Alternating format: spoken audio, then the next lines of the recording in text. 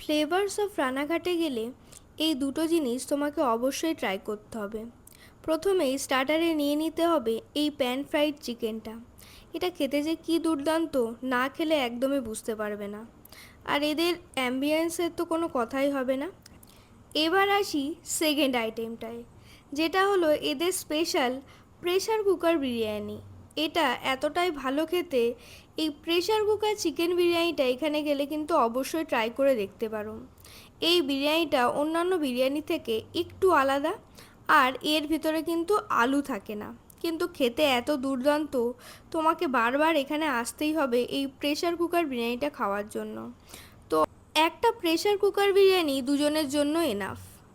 তোমরা কারা কারা ফ্লেভার্স অফ রানাঘাটের এই প্রেশার কুকার বিরিয়ানিটা ট্রাই করেছো, অবশ্যই তারা কমেন্টে লিখে জানিও তাদের কেমন লেগেছে।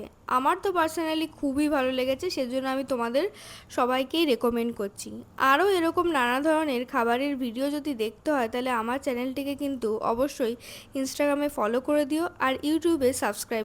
আর হ্যাঁ, এই বিরিয়ানিটাতে আলু না দিলেও কিন্তু ডিম দেয় সাথে, আর সাথে রায়তার স্যালাড তো আছেই।